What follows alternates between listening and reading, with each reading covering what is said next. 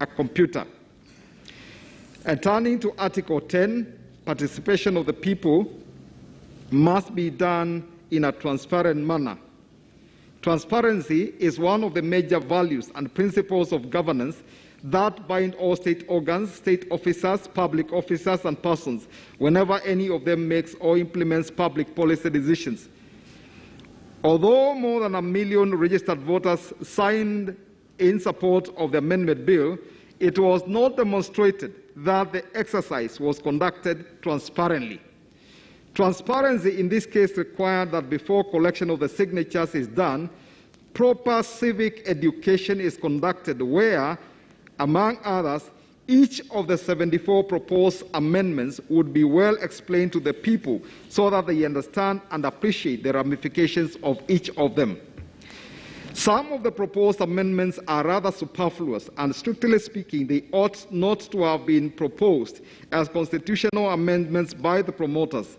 At best, they could only be proposed as statutory amendments, but were intentionally included in the amendment bill, and appropriate statutory amendment bills drawn by the promoters to act as sweeteners to coax voters into supporting the proposed constitutional amendment bills.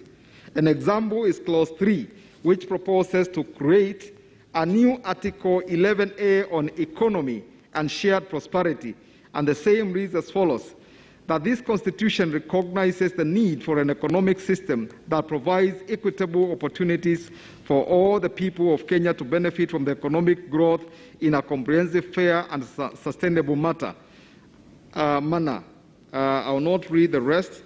Together with the amendment bill, the promoters also drew the Micro and Small Enterprises Amendment Bill, which inter alia proposed to give youth owned enterprises a 7-year tax break. Another example of a bill that accompanied the proposed constitutional amendment bill was the Higher Education Loans Board Act 1995 to give loanees a grace period of 4 years from the date of completion of their studies and to exempt loanees without a source of income from paying interest on the loans advanced to them.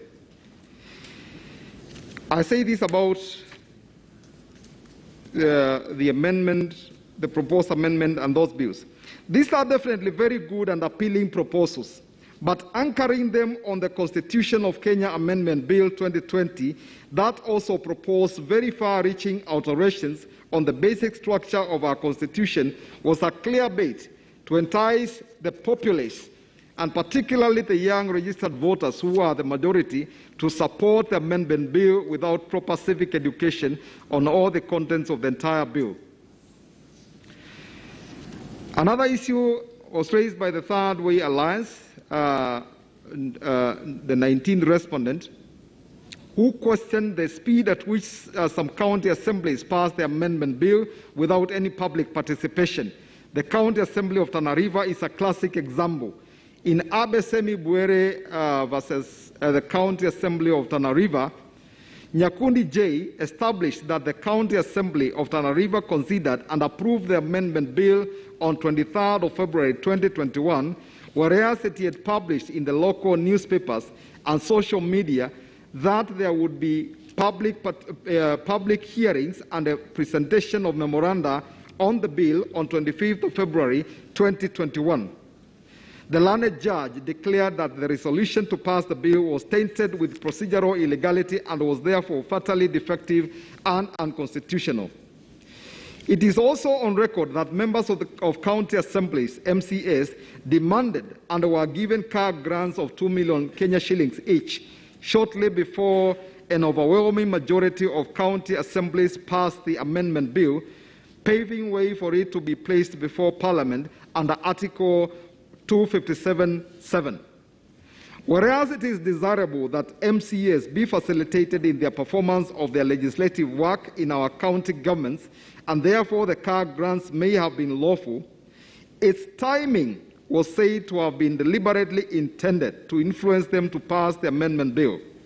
The Salaries and the Remuneration Commission had previously raised various objections to the car grants, but the Commission suddenly changed its position and gave them a green light to the car grants during the promotion of the impugned bill, the 19th respondent asserted. It was also demonstrated that some senior public servants were deployed to go to their counties to promote and campaign for the support of the amendment bill. In Robert Gakuru and another, this court held that public participation must be real and not illusory, should not be treated as a mere formality because it is a constitutional requirement and must be attained quantitatively and qualitatively. I may add that public participation must be done transparently and in demonstrable utmost good faith without any coercion. All these acts and omissions I have highlighted above amounted to violation of certain aspects of Article 10, in particular participation of the people, inclusiveness, integrity, transparency, and accountability. Amendment of a country's constitution ought to be a very sacrosanct public undertaking, and its processes must be undertaken very transparently and in strict compliance with the country's laws. Deliberate compromise of the process will invalidate even a well-intentioned proposal. As George Washington put it, and I quote, "If, in the opinion of the people, the distribution or modification of the constitutional powers be in any particular wrong, let it be corrected by an amendment in the way in which the Constitution designates. But let there be no change by usurpation. For though this, in one instance, may be the instrument of good, it is the customary weapon by which free governments are destroyed." End of quote. In view of the foregoing, I find and hold that the amendment bill was not by popular initiative, and though there was a degree of public participation